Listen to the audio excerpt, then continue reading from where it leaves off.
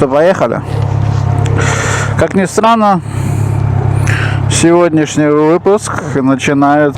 Если сейчас повезет, может быть, пару метров проедем на максималке. Сколько же это едет мотоцикл? Что в этот раз, надеюсь, получится. Взял с собой сегодня все обмундирование, как обычно. И вперед. Пускаем визорчик. Вот так вот. Опустил этим углом, под который я назвал одним из последних видео угол спорт. Именно сейчас хочу проверить, потому что я вчера выехал с поднятым стеклом, как лопата вот эта вот туринговая. Ну такая хрень, я вам скажу. Он прям чувствуется, что он боролся, но никак у него не получалось. Посмотрим, что сейчас будет с вот этим углом. Ветер, конечно, последние 2 дня сильно прям мешает везде. Здесь ограничения, но мы сейчас выйдем на другую магистраль. И там не будет ограничения. Одна вот эта вот большая, пока еще действующая на большой части автобанов, даже уже не большой части, уже меньше стало, действующие разрешения обычно, любой скорости абсолютно. То есть, если бы у меня ехал мод 300, я бы мог ехать 300, мне бы за это ничего никто не сделал. Все, кто нарушает, получается, где горцуют пацаны в других странах, они, получается, каждый раз под риском. Они, во-первых, нарушают, во-вторых, дороги, извините, конечно, там не такие. На немецких автобанах тоже говорят, там отлично все. Есть тоже косяки, не надо. Ничего не бывает идеального, особенно если по нему ездит каждый день тысячи людей бесплатно. Это все когда-нибудь рушится. Хорошее идеальное становится не очень хорошее бесплатно. И вот такая вот беда. Сейчас меняем магистраль, вот на ней как раз таки у меня есть 5-6 километров времени. Я думаю, в принципе, мне он-то разгоняется быстро. Просто интересно, вообще поедет мой Kawasaki 250 или нет? По документам вроде бы нет. Кстати, надо тут посмотреть в документах. Я документ уже не видел. Надо вообще его поискать, где он у меня валяется. Интересно, что покажет спидометр. Так, в принципе, на 5-й 5000 оборотов, 5-я, он едет 105 уже. Тяга, 3 момента, это тяга. Крутящий момент, прям вырывает с рук руль.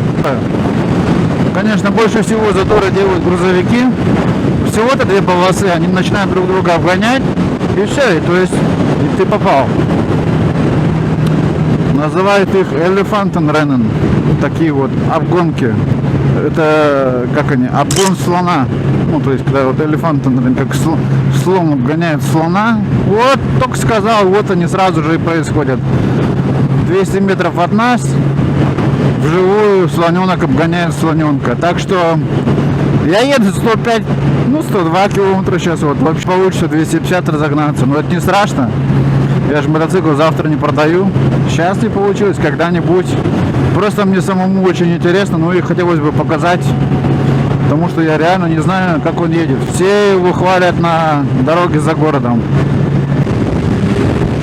150, 170, спокойно. Не дает никто, да? Спокойно.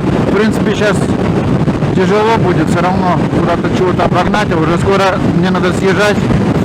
Блин. Вот, дал. 180, 190.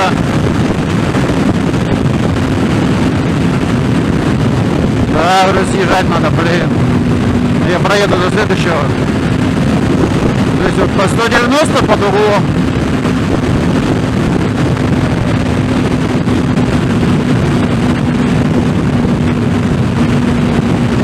Я проеду еще один отрезок специально для пробы. Давай, да ладно. 200 и опять слоненок у меня прям перед носом вылез. Вот так вот всегда. Даже если ты едешь там на каком-то автомобиле, это не очень такая приятная фигня. Что поделаешь? В 200 едешь, есть какая-то чуть-чуть вибрация в руках, когда ты руль держишь, так вот непонятная. почти понятно, это до оборотов двигателя, но все равно как бы лучше, чтобы, блин, теперь слоненок уезжает. Теперь у нас ограничение на 130. Ладно, 140-то можно. Если будешь на магистрали ехать на 10 км быстрее, в принципе, никто сильно не обидится, потому что это все делают постоянно. А вот теперь ограничение убирается. Вот сейчас все.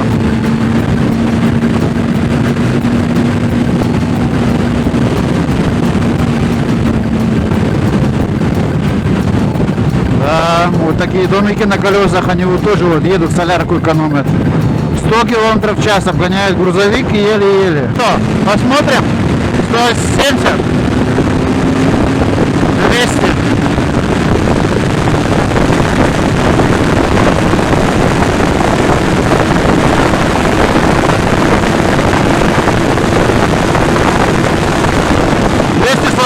Я видел, но это то еще ощущение, да, и 248 я очень быстро набрал, там нафиг мне такие скорости нужны, я вот 145 еду, отлично, в левой подножке какая-то вибрация противная, да, то есть хренеть прям, ту ручку выкручиваешь на шестое, я даже не на четвертой, не на третьей, не на пятой, просто вот шестая скорость, ручку выкручиваешь, я же ни хрена не вижу. Вот он едет 120, 130, это вообще, это его все. Что сотня, что 120, что 130. У него любой крейсер, потому что это спортивный турист. Единственное, конечно, вот 150, 160 все равно есть какая-то вибрация в ноге. Была она вот на магистрали сейчас, я не знаю, это, конечно, связано с дорогой. Я себе не могу представить на нем проехать часа два вот 160.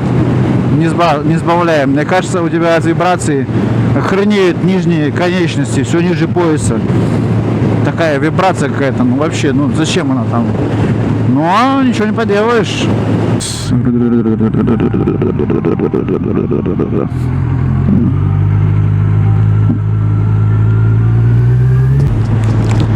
Он строит новые вещи, вон там. Вот уже новое все построили. Да. Это люди, которым в банке дали кредит.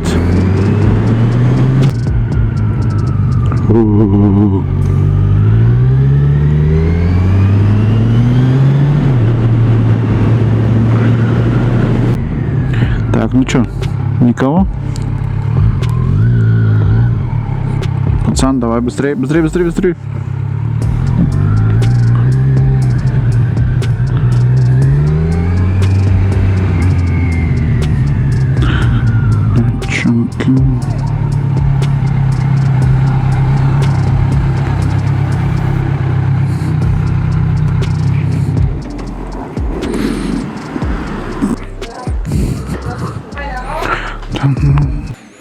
Ключики, ключики.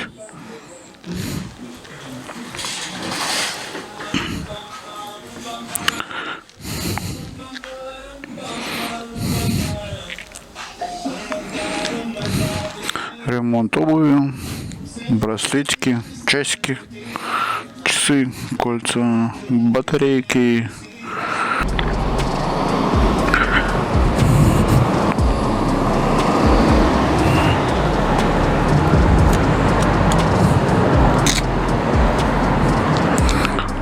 Тучка.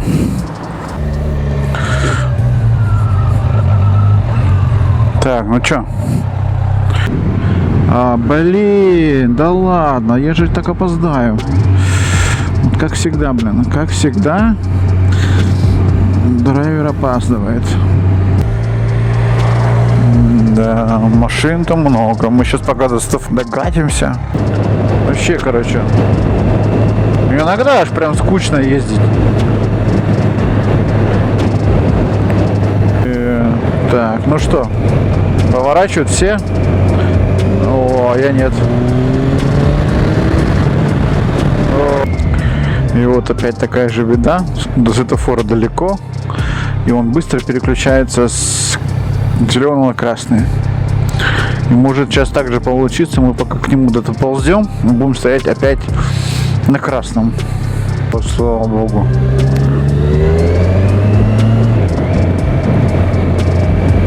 Да. Зизер 1400 поехал. Еще и, кстати, в зеленой окраске я вообще никогда такой не видел в зеленой окраске. Обычно они какие-то черные, синие. Один раз видел белого. А так в основном у нас, что я видел, вот эти зизеры, они были в основном все черного цвета.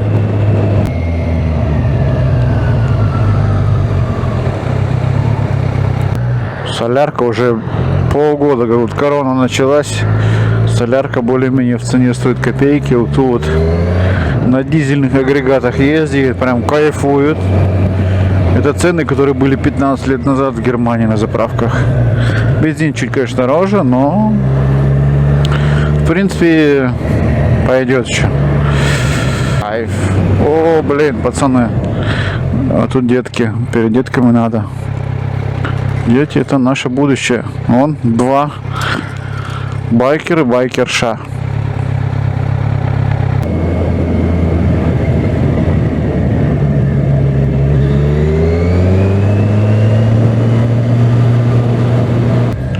Вот, чуваку не повезло. О, заблокировать, давай еще. Пенсионер на Мазде. Вы смотреть в зеркало хоть раз пробовали? Чувак.